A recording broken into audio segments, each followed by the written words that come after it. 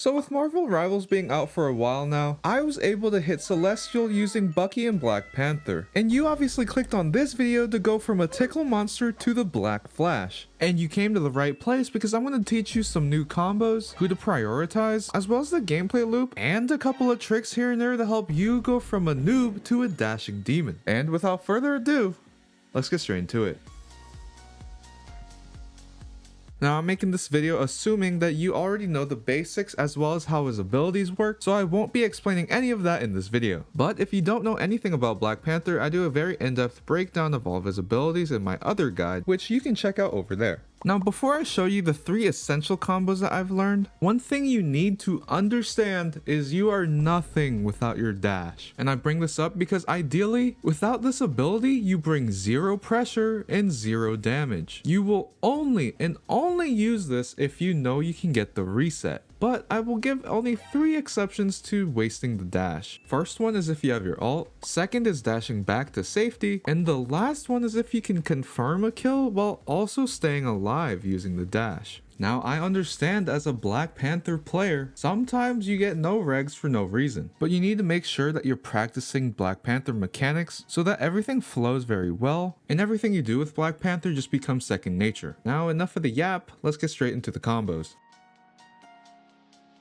Now realistically, I would say there's 2 essential combos that you need to know with Black Panther, and the third one is sort of situational. Now in my original guide, I suggested the combo of spear dash into a whirlwind kick and so on. But eventually, I soon learned that once you get into a higher elo, the people in there will definitely take advantage of the slow movement that the whirlwind kick does. So doing a spear dash makes it a lot harder for enemies to track you, which you then can finish off with a whirlwind kick and use another dash if you need it. Now you don't even need to do the whirlwind kick at the end if the enemy you're jumping is 250 HP and receiving no healing. I'll have a list of all the 250 HP heroes right on the screen, but for the 250 HP heroes you just need to spear dash. And if you add a melee at the end of your combo, you can kill 275 HP heroes. I do want to point out that you should be weaving in melees in between your combos at all times, but you might be noticing that you're dashing past your targets even if you're looking at the floor. My biggest tip is to go into the practice range and practice dashing at the floor and seeing what angles let you go how far. This will help you visualize what kind of an angle you need to dash out to set yourself up to be able to follow in with a melee. I do find that the whirlwind kick does have a lot more control to put yourself at melee range compared to the dash, but getting in the habit of weaving in melees in between your combos is a good habit to have. Now for the second combo, this one actually starts off with the whirlwind kick, followed by the spear dash and so on.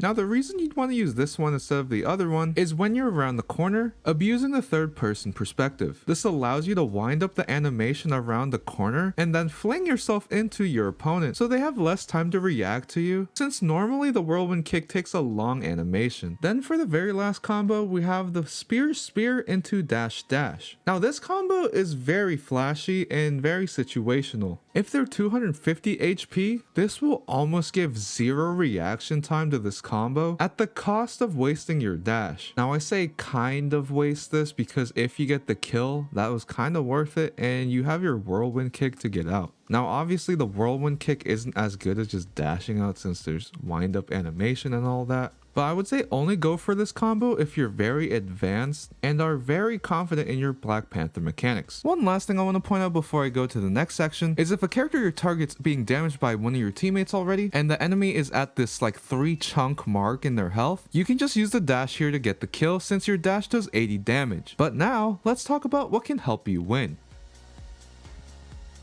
Now there are many important factors to having a successful Black Panther game, with positioning with Panther being one of the very key things into having a successful game. Because Black Panther can seem unstoppable when you don't know where he's coming from. Now to get into good spots to look down on your enemies, make sure to abuse the wall climb and double jump so that you can have an easier time looking down at the enemy that you want to dive on. Remember, do not engage if the enemy already sees you. This is essential into playing Black Panther because if they see you, this gives them more time to prepare for your engagement, meaning they could be squidding, freezing, sleeping you instead of your team. timing these engagements is vital into your success with the character, and you should be looking for off angles and high grounds so that you have an easier time engaging on your enemy. And if there's anything you should be taking from this video, it should be that one. Now on screen right now is a couple of spots that I like to use to get the first hit on my enemies, and if you would like more that I found, let me know down in the comments below. But once you found an enemy that you want to kill, use the combo that I mentioned earlier in the video, whether it be spear dash into whirlwind kick if they're not dead still, or you can use the whirlwind kick into the dash and then spear dash. You can also plan out your engagement a little better if you have your ultimate available. Since your ultimate resets your dash for free, you can waste a dash for free into an ultimate and marking everyone in front of you to get more dash resets. Now at this point, you are bound to mess up or not even get a kill after using all of your abilities. But that is okay. Your job at the end of the day is to apply pressure to the enemies, grab their attention away from your front line, and make sure that you survive. Because if you're alive in their back line and they know that,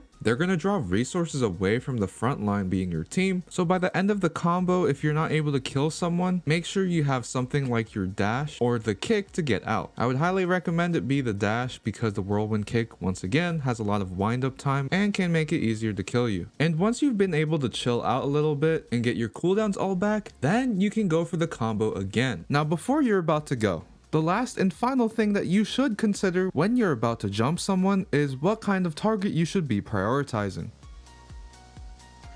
Now I hope, and it should be very obvious, that tanks should be out of the question when engaging with Black Panther, since their HP pool is way too big and should only be looked at when you're doing cleanup. Now aside from the tanks, if it hasn't been very clear in the combo section, 250 HP heroes should be a priority as they're easier to burst down, especially if they have very little mobility. People like Adam Warlock, Moon Knight, Hela, Hawkeye, and so on should be getting dove on all the time. Obviously track the cooldowns like the Hela stun, Black Widow kick, and so on, and you should be golden. Now there are also heroes that are flyers and 250 HP heroes, but personally I wouldn't go for them unless maybe you have your ultimate or are very confident in hitting your spears in the air. I would also like to mention a quick little note about the Panther 1v1. And honestly, if you don't have to, you shouldn't. He has a lot of HP, he's fast, and you don't really have any CC abilities. But honestly, the only tip I can really give you in countering yourself is trying to make the other Panther miss his own dash against you if you have a reset on yourself, so that all he can really do is just scratch you with the kitty claws. Then you can basically do whatever the hell you want with him for 8 seconds. Also, last little note, if they have a Namor with the ice squid and your teammates are just not shooting that damn thing, or any of the squids or penny traps and whatever to counter your dives, and the Namor is owning you, you might have to and probably do need to drop the ego and switch to a different character. But I get it, Black Panther is an awesome character that I enjoy playing and is very satisfying hearing all those dash resets. But with all that being said, I hope that you took something away from this and enjoyed the video. So if you did enjoy the video and learned something new, please feel free to like, sub, and share, as it really does help me out a lot more than you think. And make sure to comment pickle or if you have any questions down below. And with all that being said,